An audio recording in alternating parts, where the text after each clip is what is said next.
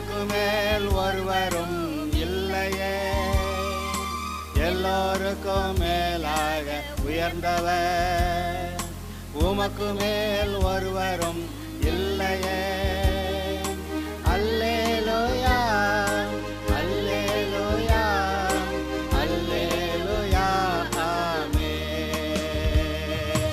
அல்லேலூயா அல்லேலூயா.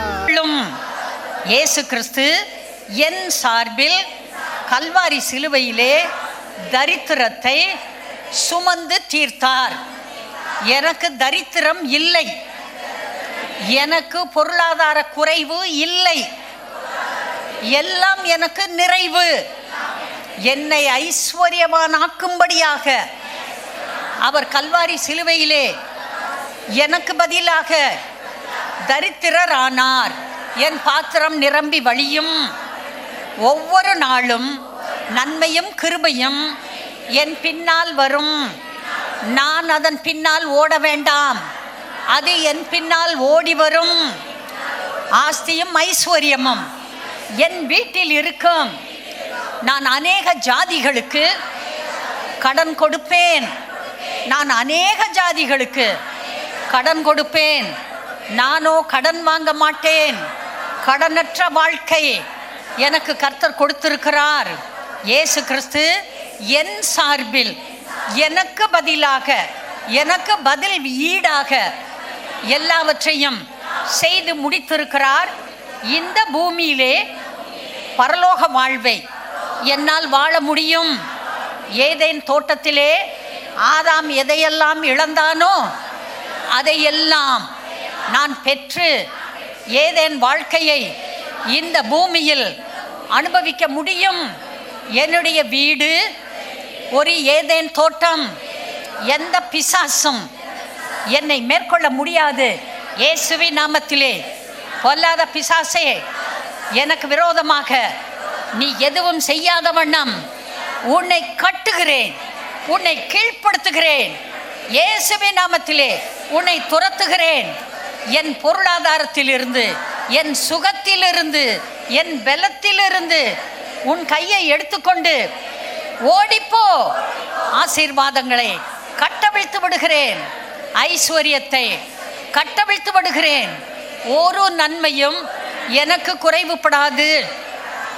என்னை ஐஸ்வர்யவான் ஆக்குவதற்காக இயேசு கிறிஸ்து தரித்திரரானாரே, அந்த செயலுக்கு நான் மதிப்பு கொடுக்கிறேன். அதை எப்போதும் நினைத்து கொண்டிருப்பேன்.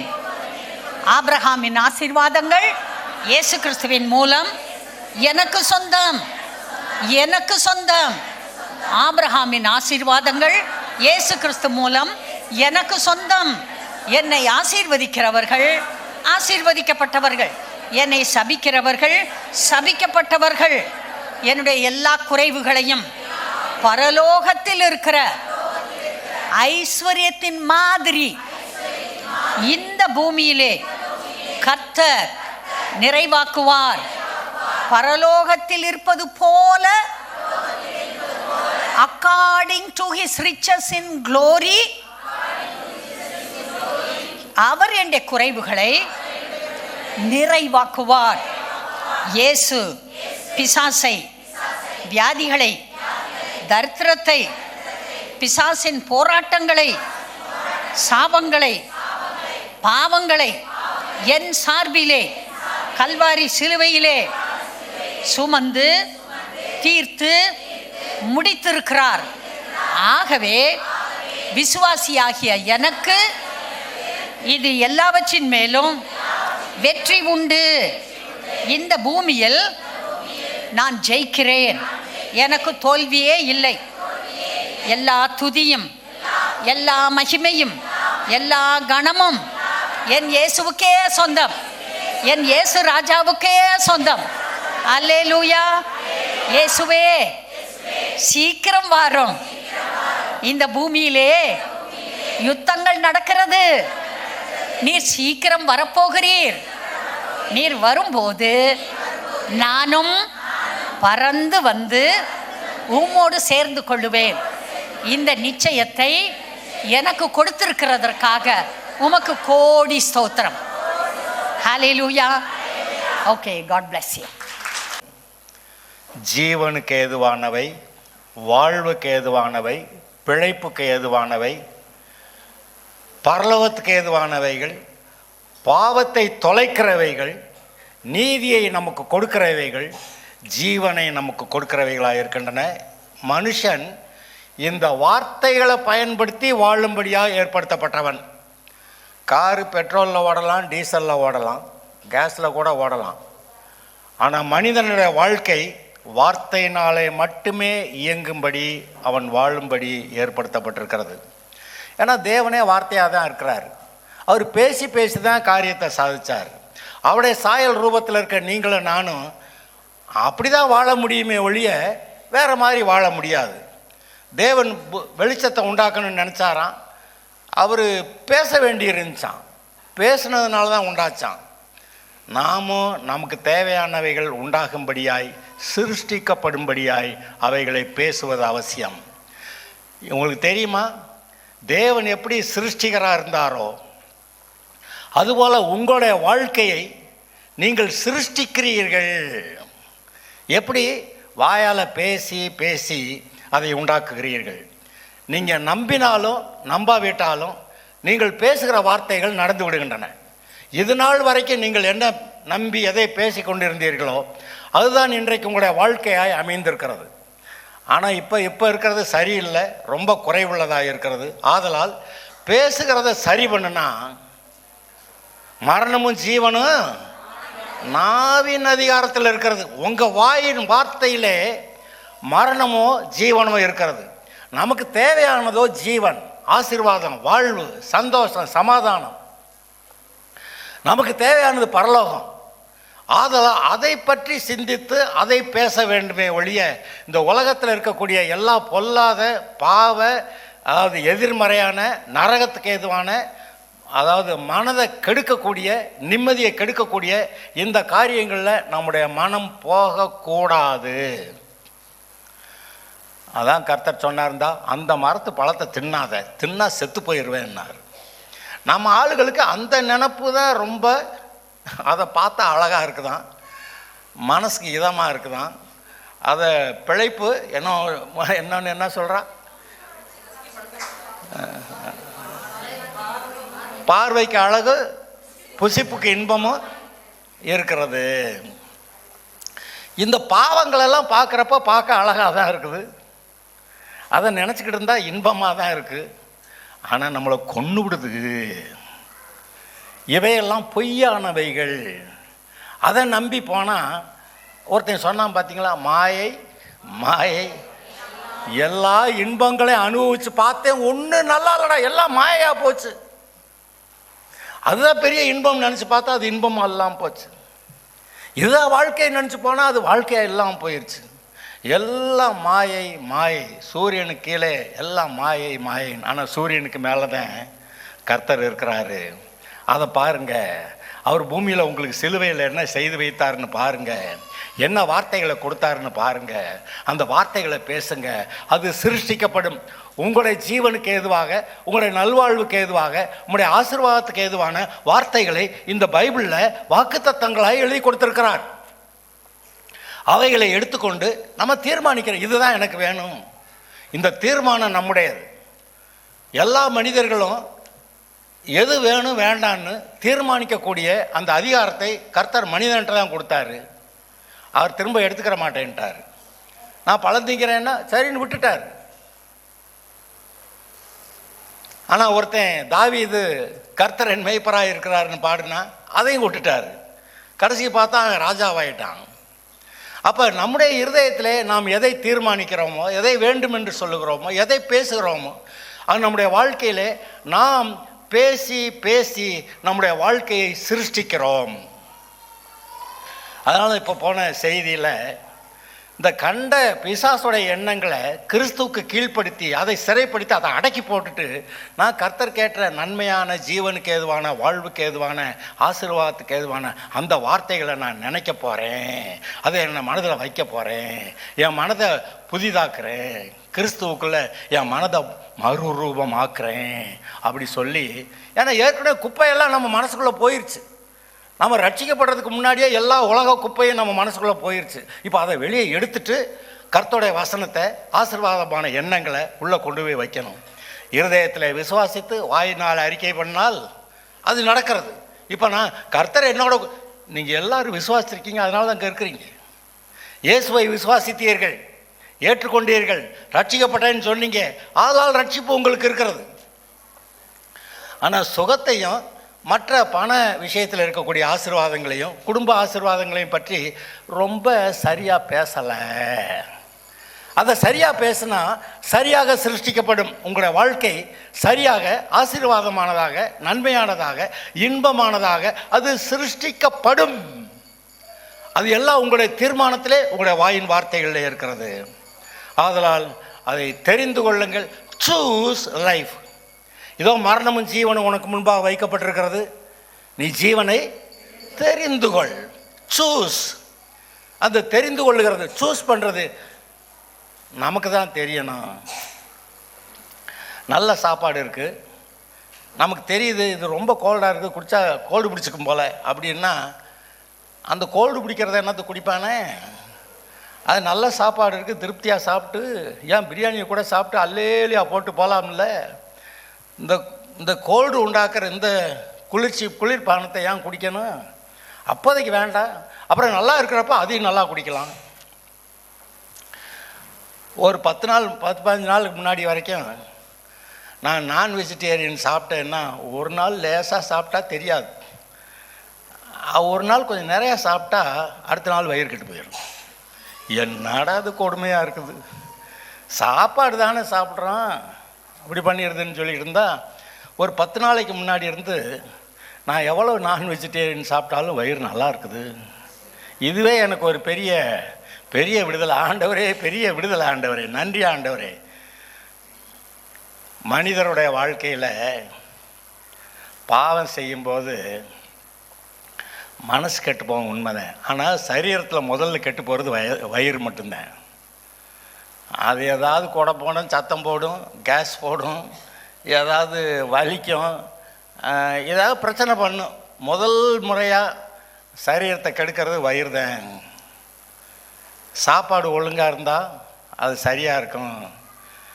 அந்த காலத்தில் சபிக்கப்பட்ட மரத்துலேருந்து அவன் சாப்பிட்டு தொலைச்சான், அவன் வாழ்க்கை நாசமாயிருச்சு. இப்பொழுது கர்த்தர் உங்களுக்கு ஆசீர்வாதமான சாப்பாடு தான் கொடுக்குறாரா? அதை நீங்கள் ஆசீர்வதிக்கலாமா? நீங்கள் ஆசீர்வதிச்சது தானா? சாப்பாடை முன்னாடி வச்சுக்கிட்டு, கர்த்தாவே அப்பத்தையும் தண்ணீரையும் ஆசீர்வதிப்பேன், வியாதியை விலக்குவேன், ஆயுசு நாட்களை பூர்ணப்படுத்துவேன்னு சொல்லிட்டு ஆசீர்வதிச்சுட்டு, நான் சாப்பிட்றேன் ஆண்டவரே, நான் நல்லா இருக்க போகிறேன், சுகமாக இருக்க போகிறேன், ஆயுசு நாட்கள் பூர்ணமாகுது, அல்லேலூயா சொல்லிட்டு சாப்பிடலாமா? ஆசீர்வாதத்தை தெரிந்து கொள்ளுங்கள். இதை சாப்பிட்டா வயிறு கெட்டு போயிடும், இது சாப்பிட்டா எனக்கு நல்லதில்லை, அவங்க சொன்னாங்க இவங்க சொன்னாங்க, இதெல்லாம் சாப்பிடக்கூடாதுன்னு சொல்லி சாப்பிடுங்க, கெட்டே போயிடும். ஏன்னா முதல்ல வார்த்தையை விதைச்சிட்டீங்க உள்ள, அதுக்கப்புறம் சாப்பிட்டா அது கெட்டு தான் போகும். கெட்டதை கூட சரி பண்ணுறதுக்கு கர்த்தர் இருக்கிறாரு. ஜீவ விருட்சம் இங்கே இருக்குது, இங்கே மரணத்துக்கு ஏதுவான விருட்சம் இருக்குது. அதனால் நம்ம ஜீவ விருட்சத்தை பிடிச்சு கொள்ளலாம். நமக்கு அநேக தடவை யோசிப்போம், இந்த கிறுக்கை ஏன் தான் இந்த ஜீவ விருட்சத்தை விட்டுட்டு அதை போய் முதல்ல தின்னானோ? சமயத்தில் முதல்ல இதை தின்னுட்டு அப்புறமேல அதை பார்த்துருக்கலாம்ல. அவன் என்ன பண்ண, நேராக போய் அந்த சாவுக்கு எதுவான அதில் என்ன தான் அட்ராக்ஷனோ தெரியாது, அதில் போய் விழுந்துடுறான். பொண்ணு பையன் லவ் பண்ணிட்டாங்கன்னா அவங்களுக்கு சரி பண்ணவே முடியலை. பற்றிங்களா? அப்படி பிடிச்சி இழுக்குது. அந்த பொண்ணு இழுக்கிறான், இந்த பையன் இழுக்கிறான், கொண்டு போய் பாதாளத்தில் தள்ள ஒருபாடுதான் புத்தி வருது. நிறைய பேர் போய் தற்கொலை பண்ணிக்கிறாங்க. அங்கே கொடைக்கானலில் சூசைடு பாயிண்ட்டுன்னே ஒன்று இருக்குது. அங்கே போனால் குதிச்சா போதும், அவ்வளோதான். சூசைட் பாயிண்ட்னே வச்சுருக்கான்.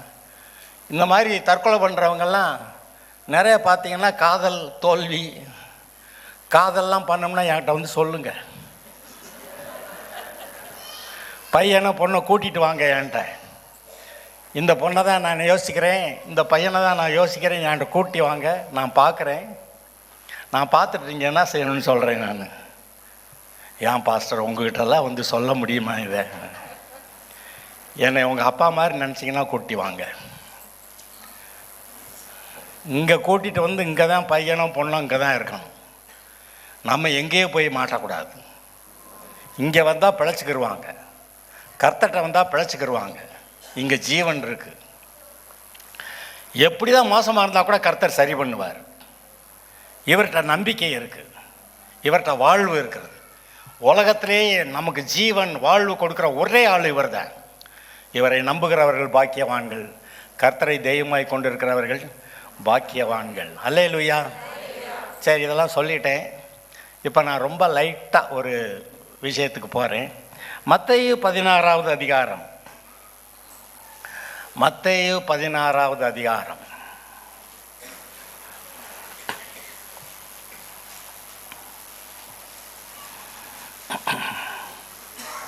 இருபத்தி 24, 25, 26, 27 இது அழகான ஒரு சுவிசேஷம் இதில் அடங்கி இருக்கிறது. நான் வாசிக்கிறேன். அப்பொழுது இயேசு தம்முடைய சீஷர்களை நோக்கி, ஒருவன் என்னை பின்பற்றி வர விரும்பினால் அவன் தன்னைத்தான் வெறுத்து தன் சிலுவை எடுத்துக்கொண்டு என்னை பின்பற்ற கடவன். தன் ஜீவனை ரட்சிக்க விரும்புகிறவன் அதை இழந்து போவான். என் நிமித்தமாக தன் ஜீவனை இழந்து போகிறவன் அதை கண்டடைவான். மனுஷன் உலகம் முழுவதையும் ஆதாயப்படுத்தி கொண்டாலும் தன் ஜீவனை நஷ்டப்படுத்தினால் அவனுக்கு லாபம் என்ன? மனுஷன் தன் ஜீவனுக்கு ஈடாக எண்ணத்தை கொடுப்பான். மனுஷகுமாரன் தம்முடைய பிதாவின் மகிமை பொருந்தினவராய் தம்முடைய தூதரோடும் கூட வருவார். அப்பொழுது அவனவன் கிரியைக்கு தக்கதாக அவனவனுக்கு பலன் அளிப்பார். சுவிசேஷம் ஒரு அழகான விதமாய் இந்த இடத்துல சொல்லப்பட்டிருக்கிறது. இந்த உலகத்தில் இந்த அப்படி சொல்கிறாங்க இப்படி சொல்கிறாங்க, நமக்கு பிழைச்சிக்கணும்ல, பொய் சொல்லாமல் பிழைக்க முடியாதுல்ல, பாவம் செய்யாமல் எப்படி வாழ்கிறது அப்படி சொல்லி அதில் போய் விழுந்தா அவன் பிழைக்கவே மாட்டான். தன் ஜீவனை காப்பாற்றிக்கிறணும்னு சொல்லி அதில் போய் விழுந்து கடைசிக்கு தன் ஜீவனை இழந்து போயிடுறான். ஆனால் என்னை ஏற்றுக்கொண்டு வருகிறவன் இந்த உலகத்தால் வெறுக்கப்பட்டு அடித்து துரத்தப்பட்டாலும் கொல்லப்பட்டாலும் கூட இடத்துல வருகிறவனுக்கு ஜீவன் உண்டு. இப்படி இந்த கர்த்தர் கொடுக்குற ஜீவனை பெற்றுக்கொள்ளாமல் இந்த உலகத்தில் இருக்கிற நன்மையை பெற்றுக்கொள்கிறேன்னு போய் அப்படி உலகத்தையே ஆதாயப்படுத்தினா கூட அவனுக்கு என்ன லாபம்? தன் ஜீவனை நஷ்டப்படுத்திட்டு பரலோகத்தை நஷ்டப்படுத்திட்டு தேவனிடத்தில் போகாமல் ஒரு பரிசுத்தமான வாழ்க்கைக்குள்ளே பரலோகத்துக்கு போகிறவனா இல்லாமல் இந்த உலகம் பூரா ஆதாயப்படுத்திட்டு நரகத்துக்கு போய் என்னையா கிடைக்குது? ஒரு ஐஸ்வர்யவனை பற்றி இயேசு சொன்னார். அந்த ஐஸ்வர்யவனை பற்றி சொல்கிறவர், அவன் பாதாளத்தில் வேதனைப்படுகிற போது நித்திய காலமாய் பாதாளம் வேதனை. அவர் சொல்லி இப்போ 2000 வருஷம் ஆச்சு. 2000 வருஷம் கழித்து அந்த பாதாளத்திலிருந்து அவன் தப்பி போயிருக்க கூடுமா? இல்லை, அவனுடைய ஆத்மா இன்றும் வேதனையில் இருக்கிறது. ஆனால் லாசருங்கிற ஒருத்தன் பேரை சொல்கிறார். பேர் சொன்னால் அது உண்மை, அது நடந்த சம்பவம்னு அர்த்தம். லாசரன்னு ஒரு பேரை சொல்கிறாரு. அவன் ஏழையாக இருந்தானா, சாப்பாட்டுக்கு இல்லையா, இவன் மேஜையில் இருந்து விழுந்ததை பொறுக்கி தின்ன ஆசையாக இருந்தானா, அவன் மரித்த போது தேவதூதர்கள் வந்து கூட்டி போனாங்களாம். இவன் மரித்த போது வேறு யாரை வந்து கூட்டி போய் பாதாளத்தில் விட்டுட்டாங்க. நான் யோசிப்பேன், இந்த மந்திரவாதிகள் அந்த பொல்லாத ஆவிகளை தங்களுடைய கண்ட்ரோலில் வச்சுக்கிட்டு இந்த பூமியில் இருக்க அநேக மற்ற விசுவாசிகளை மற்ற ஜனங்களை கெடுக்கிறதுக்கு அந்த ஆவிகளை ஏவுறாங்களே, அந்த ஆவிகளை தங்களுடைய கண்ட்ரோலில் வச்சுருக்கக்கூடிய இந்த மந்திரவாதிகள் எவனாவது நிம்மதியாக செத்தானா? இல்லையே. சில ஆளுங்க ரட்சிக்கப்படாத ஆளுங்க கூட தூங்குனாங்க அப்படியே போயிட்டாங்க, நல்ல சாவுன்னு சொல்லுவாங்க. ஆனால் நான் அது நல்ல சாவா? நீ ரட்சிக்கப்படலை, அவன் சும்மா போயிட்டான்னு நல்ல சாவுன்ற? நல்ல சாவுங்கிறது எது? உண்மையிலே இயேசு ஆண்டவரை ஏற்றுக்கொண்டு இந்த பூமியை விட்டு நான் பரலோகத்துக்கு போகிறேங்கிற அதுதானே நல்ல சாவு. அது சாவுன்னு சொல்கிறோம், அது சரீரத்திலிருந்து நம்ம பிரிக்கப்படுகிறது. அதுதான் மனுஷனுக்கு சாவே கிடையாது. இந்த ஆத்மாவுக்கு சாவே கிடையாது. ஒன்று முடிவில் நரகம் போகும், இல்லாட்டி பரலோகம் போகும். ஆத்மாவுக்கு சாவே கிடையாது.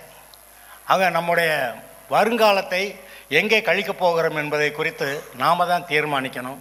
அந்த தீர்மானம் நம்முடையது. அந்த தீர்மானத்தை நம்ம தான் எடுக்கணும். நமக்கு பதிலாக அவர் தீர்மானம் எடுக்க மாட்டார். உன்னை கொண்டு பரலோகம் சேர்க்குறேன் பார் அப்படி இழுத்துட்டு போக மாட்டார். அதே போல் பிசாசு உன்னை நரகம் கொண்டு போய் தள்ளுறேன் பார் அப்படி இழுத்துட்டு போக முடியாது. Decision is yours. தீர்மானம் உங்களுடையது, வாழ்க்கை உங்களுடையது. உங்களுடைய கையில் எவ்வளோ பெரிய உங்களுடைய வாழ்க்கையின் பொறுப்பையே கர்த்தர் உங்கள்கிட்ட கொடுத்துருக்கிறார். நீங்கள் ஒரு பெரிய ஆளாக நினச்சி நீங்கள் இதில் சரியான தீர்மானம் எடுக்க முடியும்னு நினச்சி கர்த்தர் இந்த தீர்மானம் எடுக்கக்கூடிய வேலையை, அந்த பொறுப்பை கர்த்தர் உங்ககிட்ட தான் கொடுத்துருக்கிறார். ஆச்சரியம் இல்லையா? இதுவே தேவன் நம்மளை எவ்வளோ மேன்மையான பெரிய ஆளாக நினைக்கிறாருங்கிறது இதில் நமக்கு விளங்கணுமே.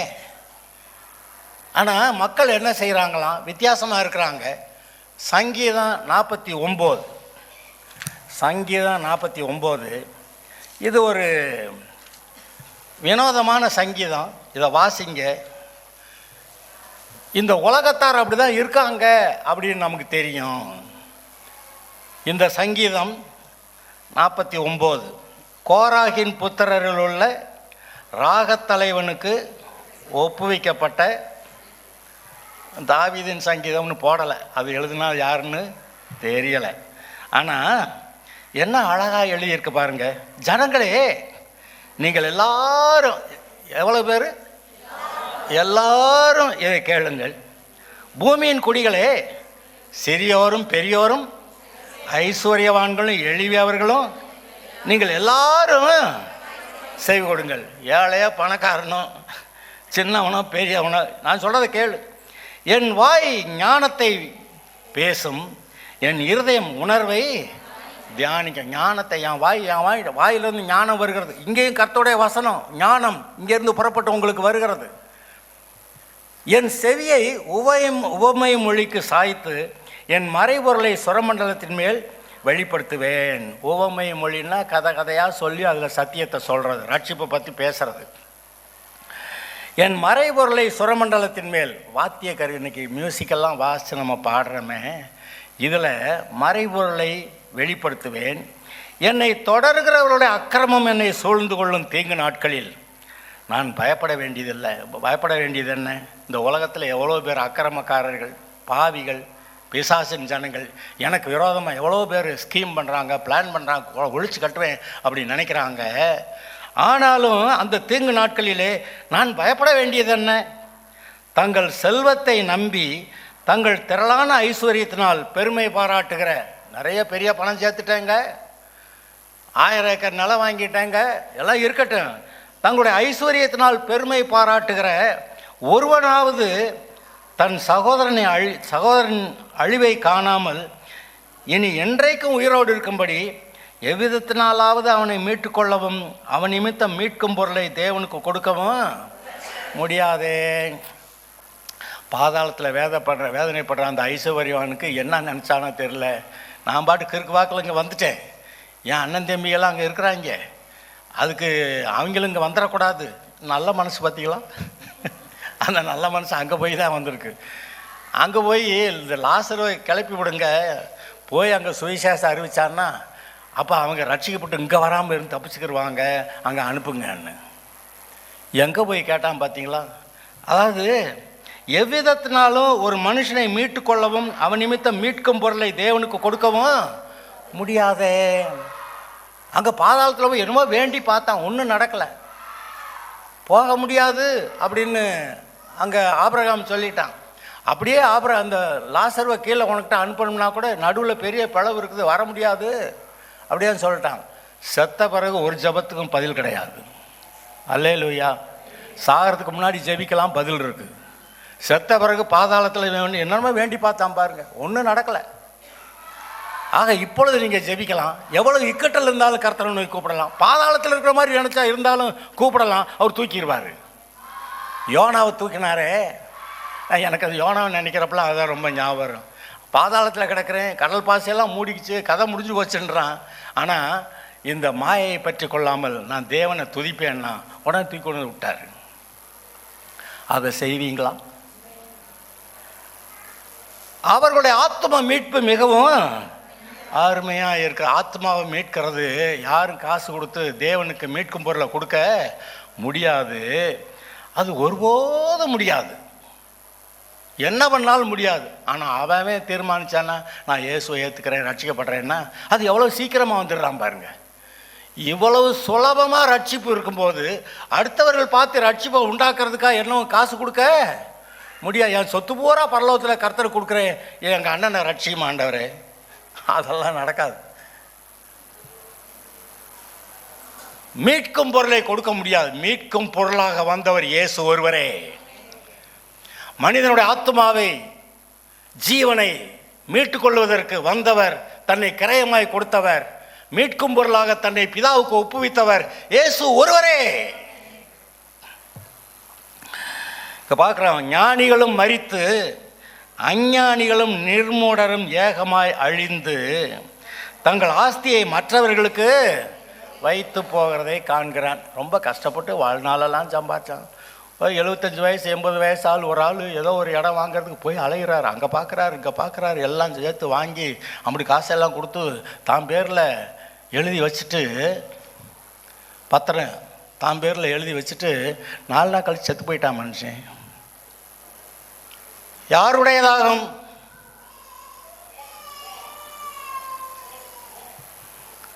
சாலமோன் சொல்கிறேன், நான் இவ்வளவு கஷ்டப்பட்டு சம்பாதிச்சேன், என் பிள்ளை அதை ஒழுங்காக வச்சுருப்பானோ தொலைச்சி விடுவானோ எனக்கு தெரியலைன்றான்.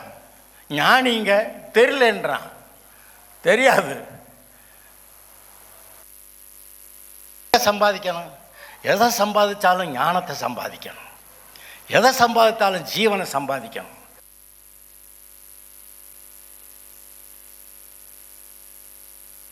அண்ட சராசரங்களில் எண்ணமே இல்லை. தேவன் தம்முடைய ஒரே பேரான குமாரனை நமக்காக கொடுப்பாருன்னா எவ்வளவா அன்பு கூர்ந்து எவ்வளவு பாடுபட்டு நமக்கு இந்த ரட்சிப்பை ஏற்படுத்துகிறாரு. ஆனால் இந்த மனுஷன் அந்த ரட்சிப்பை விட்டுட்டு ஏதோ இந்த உலக இன்பங்களுக்காக, சிற்றின்பங்கள் அதில் போய் மாட்டிக்கிட்டு தப்ப முடியலைன்றான். ஆனால் உண்மையாக இயேசுகிட்ட வந்தால் அவர் விடுவிச்சிருவார். பாதாளத்தில் கிடந்த யோனா அவனை தூக்கிட்டார். எப்பேற்பட்ட பாதாளத்தில் கிடந்தாலும் தூக்கி விடக்கூடிய கர்த்தர் இருக்கிறார். ஞானிகளும் மரித்த அஞ்ஞானிகளும் நிர்மூலரும் ஏகமாய் அழிந்து தங்கள் ஆஸ்தியை மற்றவர்களுக்கு வைத்து போகிறதை காண்கிறான். தங்கள் வீடுகள் நித்திய காலமாகவும் தங்கள் வாசஸ்தலங்கள் தலைமுறை தலைமுறையாகவும் இருக்கும் என்பது அவருடைய உள்ளத்தின், அவங்க மனசில் நம்பிக்கை.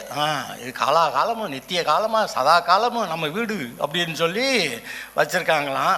அவர்கள் தங்கள் நாமங்களை தங்கள் நிலங்களுக்கு தரிக்கிறார்கள். இந்த அந்த ஆளுடைய நிலம்ங்க பேர் சொல்லுவான், அந்த ஆளு பேரை சொல்லி அவன் நிலம்னு அந்த நிலத்துக்கு பேரெல்லாம் வச்சுட்டாங்க. ஆனால் ஆகிலும் கணம் பொருந்தினவனாக இருக்கிற மனுஷன் நிலைத்திருக்கிறதில்லை. அழிந்து போகும் மிருகங்களுக்கு போய் கடைசிக்கு மிருகத்துக்கு ஒப்பான்னு சொல்லி முடிச்சு விட்டாரு. இதுதான் அவர்கள் வழி, இதுதான் அவர்கள் பைத்தியம். ஆகிலும் அவர்கள் சந்ததியார் அவர்கள் சொல்லை மெச்சிக்கொள்ளுகிறார். அவங்க பிள்ளைகள்லாம் எங்கள் தாத்தங்க அவர் சம்பாதிச்சதுக்க சொல்லு, அந்த ஆள் போகிற நரகத்துக்கு நீயும் போவ. ஆனால் கர்த்தரை நினைக்கிறவர்கள் அவர்கள் ஆட்டு மந்தையை போல பாதாளத்திலே கடத்தப்படுகிறார்கள். மரணம் அவர்களை மேய்ந்து போடும். ஆனால் செம்மையானவர்கள் அதிகாலையிலே அவர்களை ஆண்டு கொள்வார்கள். அவர்கள் தங்கள் வாசஸ்தலத்தில் நிலைத்திருக்கக்கூடாதபடி அவர்களுடைய ரூபத்தை பாதாளம் அழிக்கும். பெரிய பெரிய ராஜாக்கள்லாம் பாதாளத்தில் கிடக்கிறாங்களாம். ஏசாயா 14வது அதிகாரத்தில் நீங்கள் வாசிச்சிங்கன்னா அங்கே பெரிய மகிமையாக இருந்த ராஜா செத்து நரகத்துக்கு போகிறப்ப ஏற்கனவே பூமியில் இருந்த ராஜாக்கள்லாம் அங்கங்கே சிங்காசனம், நீயே இங்கே வந்துட்டியா அப்படி கேட்டாங்கன்னு எழுதியிருக்கு. நீ எவ்வளோ பெரிய ராஜாவா, பெரிய மகிமையான ஆளாக இருந்த, நாங்கள்லாம் குட்டி ராஜாக்களாக இருந்தேன், நாங்கள் இங்கே வந்துட்டோம் சரி, ஆனால் நீயுமா அங்கே வந்த அப்படின்னு சொல்லி அங்கே கேட்டாங்கன்னு ஏசாயா 14வது அதிகாரத்தில் எழுதியிருக்குது. எவ்வளோ பெரிய ராஜாவாக இருந்தாலும் ஆட்டு மந்தையை போல பாதாளத்திலே கடத்தப்படுகிறார்கள். மரணம் அவர்களை மேய்ந்து போடும். செம்மையானவர்கள் அதில் அதிகாலையில் அவர்களை ஆண்டு கொள்வார்கள். அவர்கள் தங்கள் வாசஸ்தலத்தில் நிலைத்திருக்கக்கூடாதபடி அவர்களுடைய ரூபத்தை பாதாளம் அழிக்கும். ஆனாலும் ரட்சிக்கப்பட்டவன் சொல்கிறான், ஆனாலும் தேவன் என் ஆத்மாவை பாதாளத்தின் வல்லமைக்கு தப்புவித்து மீட்பார். அவர் என்னை ஏற்றுக்கொள்வார். சொல்லுங்க, தேவன் என் ஆத்மாவை பாதாளத்தின் வல்லமைக்கு தப்புவித்து மீட்பார். அவர் என்னை ஏற்றுக்கொள்வார். ஒருவன் ஐஸ்வர்யவனாகி அவன் வீட்டின் மகிமை பெருகும்போது நீ பயப்படாத. அவன் பெரிய ஆளாயிட்டாங்க, பெரிய மகிமையாக இருக்காங்க, 7 கார் 10 கார் வச்சுருக்காங்க, ட்ரெயின்லாம் வச்சுருக்காங்க, ஏரோப்ளைன்லாம் வச்சுன்னு. ஏரோப்ளைன்லாம் சொந்தமாக வச்சுருக்குறவங்க நம்ம ஆளுங்க என்ன பாடுபடுறாங்க தெரியுமா? இப்போ சொந்த ஏர்கிராஃப்ட் வச்சுருக்கிற ஆளுகள்லாம் தெரியுமா தெரியாதா? அரசியலுக்குள் நுழைஞ்சோடனே எல்லாமே போச்சு. ஸோ ராஜா மாதிரி வாழ்ந்துக்கிட்டு இருக்கிறவங்க உலகத்தில் எவ்வளோ பேர் இருக்காங்க, சொந்தமாக ஏர்கிராஃப்ட் வச்சுருப்பாங்க. எங்கேயாவது போகணுமா, கிளம்பு போகலாம் அப்படின்னு சொல்லிட்டு அவன் பைலட்டை கூப்பிடுவான், பிளேனை ரெடி பண்ணுவான், போயிடுவான். ஆனால் போகிறது நரகம் போனான். சொந்த பிளேன்லேயே நரகம் போனாங்கயா. நல்லா தான் இருக்குது. சரி, ஒருவன் ஐஸ்வர்யவானாகி அவன் வீட்டின் மகிமை பெறும்போது நீ பயப்படாதே. அவன் மரிக்கும்போது ஒன்றும் கொண்டு போவதில்லை, அவன் மகிமை அவனை பின்பற்றி செல்வதும் இல்லை. அவன் உயிரோடு இருக்கையில் தன் ஆத்மாவை வாழ்த்தினாலும் நீ உனக்கு நன்மையை நாடினாய் என்று மனுஷர் அவனை புகழ்ந்தாலும் அவன் என்றென்றைக்கும் வெளிச்சத்தை காணாத தன் பிதாக்களின் சந்ததியையே சேர்வான். கணம் பொருந்தினவனாயிருந்தும், ஆமாம், தேவனை அறிகிற அறிவில்லாத மனுஷன் அழிந்து போகும் மிருகங்களுக்கு ஒப்பாய் இருக்கிறான். இந்த சங்கீதம் இந்த உலக மனுஷர் எப்படி பைத்தியக்காரத்தனமாக இருக்காங்க, நிலம் புலத்தை வாங்குறாங்க, தங்க பேரெல்லாம் வைக்கிறாங்க, காலாகாலம் அது இருக்கும்னு அவங்க நினைக்கிறாங்க. ஆனால் இவங்க போயிடுறாங்க, வேற ஒருத்தையும் வந்து எடுத்துக்கிறான், அப்புறமேல அந்த நிலத்துக்கு வேற ஒருத்தையும் பேர் வந்துடுது, தாத்தையும் பாட்டையும் பேரெல்லாம் போய் கடைசிக்கு இவன் பேர் வருது. இப்போ இவனும் இல்லாமல் போயிடுவேன். என்னங்க போகுது? தலைமுறை வருகிறது, தலைமுறை போகிறது, என்ன நடக்கிறது? ஆனால் கர்த்தரை தெய்வமாய் கொண்ட ஜனம் பாக்கியம் உள்ளது. கர்த்தர் தனக்கு சுதந்திரமாய் தெரிந்து கொண்ட ஜாதி பாக்கியம் உள்ளது. நீங்க தானா அது? அல்லேலூயா. ஜெபம் பண்ணலாம். கர்த்தரின் மேய்ப்பராய் இருக்கிறார், நான் தாழ்ச்சி அடைவதில்லை. அல்லேலூயா. இந்த நோட்டீஸ் இங்கே இருக்குது, இதை அங்கே பின்னாடி வச்சுருக்குறாங்க. வெள்ளி சனி ஞாயிறு திங்கட்கிழமையில் சிஎஸ்ஐ சர்ச்சில் இருக்க அந்த பாரிஷ் ஹாலில் பைபிள் அங்கே டிஸ்பிளே வச்சுருக்குறாங்க. போய் நீங்கள் பார்த்து உங்களுக்கு தேவையானதை வாங்கிக்கலாம். அது மாத்திரமில்லை, பாட்டு புஸ்தகங்கள் அங்கே வெளியே இருக்கிறது, ஆளுக்கு ஒன்று நீங்கள் எடுத்துகிட்டு போங்க. முதல்ல 49 இருந்துச்சு, இப்போ 70 பாட்டுகள் இருக்குது. அதை எடுத்துகிட்டு போய் நீங்கள் பாடலாம். கர்த்தருக்கு மகிமையாய் நீங்கள் செயல்படுங்கள். கர்த்தர் உங்களை ஆசீர்வதிப்பார். கர்த்தாவே, நாங்கள் உண்மை ஸ்தோத்தரிக்கிறோம். நீர் எங்களுக்கு கொடுத்த இந்த நேரத்துக்காக நாங்கள் உண்மை பாடி துதிக்க, உங்களுடைய வசனங்களை அறிக்கை பண்ண, ஆவி ஆத்மா சரீரத்தில் பற்றி நாங்கள் பார்க்கும்போது இந்த ஆத்மாவிலே பிசாசு எவ்வளோ போராடுகிறான், கர்த்தர் எங்களுக்கு எவ்வளவா எங்களுக்குள்ள ஜீவனை கொடுக்க விரும்பி உங்களுடைய வாக்கு தத்தங்களை பேசுகிறீர், நாங்கள் எப்படி தீர்மானம் பண்ணணும் அப்படிங்கிற அந்த செய்தியை நாங்கள் கேட்டோம். இப்போ இந்த உலகத்து மக்கள் எப்படி ஐஸ்வர்யத்தை சம்பாதிக்கிறதுலே மனசை வச்சு செத்து பாதாளத்தில் போகிறார்கள், ஆட்டு மந்தையை போல கடத்தப்படுகிறார்கள்லாம், பாதாளத்தில் வேதனைப்படுகிறார்கள்லாம் பார்த்தோம். ஆனால் ரட்சிக்கப்படுகிற ஜனம் பாக்கியம் உள்ளது. எல்லா தேவைகளையும் சந்திக்கிற கர்த்தர் இங்கேயும் இருக்கிறீர். பரலோகத்தில் எங்களுக்கு அவனுடைய கிரியைகளுக்கு தக்கதாக பலன் அளிக்கிறீர். இந்த உலகம் முழுவதையும் ஆதாயப்படுத்தினாலும் தன் ஜீவனை நஷ்டப்படுத்தி விட்டு நரகத்துக்கு போவானால் அவன் சம்பாதித்தது அது யாருக்கு உதவும், என்னத்துக்கு ஆகும்? நாங்களோ நீரே எங்களுடைய சம்பாத்தியம் என்று சொல்லுகிறோம், நீரே எங்களுடைய ஜீவன் என்று சொல்லுகிறோம், நீரே எங்களுடைய ஐஸ்வர்யம் என்று சொல்லுகிறோம். எங்களை வாழ வைக்கிறவர், எங்களை ஆசீர்வதிக்கிறவர், உம்மை ஸ்தோத்தரிக்கிறோம் கர்த்தாவே. உம்முடைய கிருபை எங்களோடு கூட இருக்கிறது. இந்த பூமியிலே ஒரு குறைவுமின்றி எங்களை ஆசீர்வாதமாய் நடத்துவீர். உமக்கே துதிகன மகிமை. இயேசுவின் நாமத்தில் பிதாவே. என் ஆத்மாவே கர்த்தரை ஸ்தோத்தரி, என் முழு உள்ளமே பரிசுத்த நாமத்தை ஸ்தோத்தரி. என் ஆத்மாவே கர்த்தரை ஸ்தோத்தரி. கர்த்தராகிய இயேசு கிறிஸ்துவோடைய கிருபையும் பிதாவாகிய தேவனுடைய அன்பும் பரிசுத்த ஆவியானவருடைய ஐக்கியமும் வந்திருக்கிற ஒவ்வொருவரும் கூட என்றென்றும் இருப்பதாக. ஓகே, பிரைஸ் தி லார்ட், ஹல்லேலூயா. வாலிபர் கூட்டம் பாட்டு